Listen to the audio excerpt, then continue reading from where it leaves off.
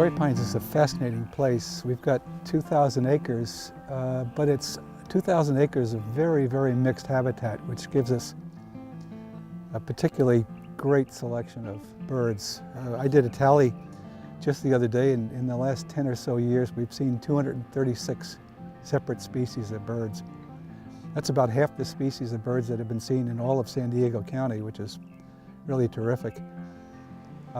We've got wetlands, and we've got the beach, deep ocean, and all of those produce a different kind of population of birds.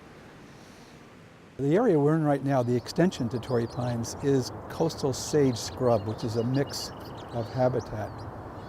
The kinds of birds you find here and I've heard some of them this morning as a matter of fact, are California quail, which is the state bird in California.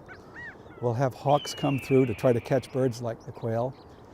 We have California gnatcatchers, which is one of our signature birds. It's an endangered bird primarily because of habitat loss, and that proves why it's so important to keep reserves like this going. Now, people have asked me, how do I get started with bird watching in terms of equipment, gear, and that kind of thing? Well, obviously the first thing you're going to need is a pair of decent binoculars. Buy the best you can when you can. In terms of magnification, binoculars, I would recommend first cut at 8-power binocular. Magnifies the image 8 times. Some people like 10-power binoculars, but they tend to be a little heavier. The second thing you're going to need is a decent bird guide, and there's a number of them. You can get off Amazon the Sibley's Guide or the National Geographic Guide. Right now it's about a little after 8 o'clock in the morning, which is one of the prime times for bird watching.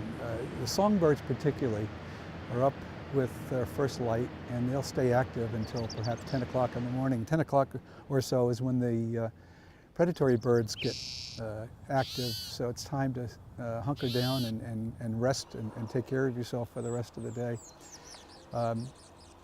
Now, songbirds are early morning and late evening birds, but we've got a population of gulls and ducks who are all day long. And of course, seasonal variations are important also. Most of our ducks leave in the summertime and then come back to us in the wintertime. So there's actually a flow, a rhythm of the birds that you're going to see in Torrey Pines Reserve.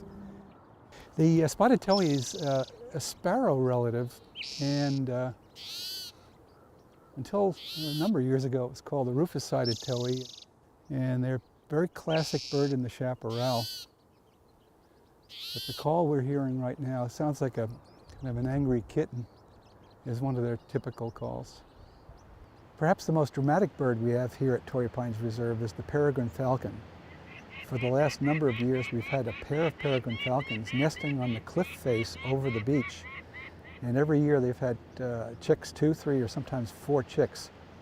What's exciting about them are a couple of things. First of all, peregrines were very badly endangered when DDT was being used as a pesticide, and they've recovered.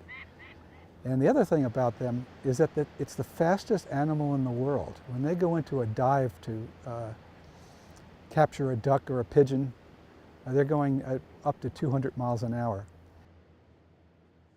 Hummingbirds are really interesting creatures. They're in some ways the most unusual birds in the world. For example, there are no hummers in the Old World. It's purely a New World bird.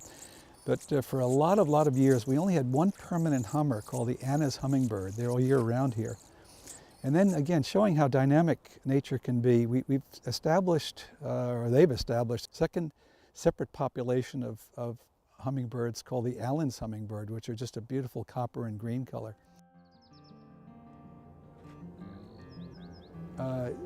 My best recommendation is to get out in the wild, looking and hearing, and then as soon as you can, get involved with an organized group. And then here in the reserve, we've got our normal scheduled walks, which are not focused on birds particularly, on weekends at 10 and 2.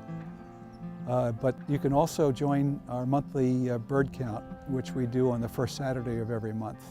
And again, I always recommend adults bringing their kids out to watch for birds because it gets them into other forms of sharing nature. What's the most interesting bird that I've seen in the reserve? I think one easy answer is the last bird I saw was the most interesting bird. We can look for really exotic birds, but I think birds generally are interesting. And paying attention to what they're doing and how they're doing it and who they're doing it with is as good advice, I think, as I can give anybody.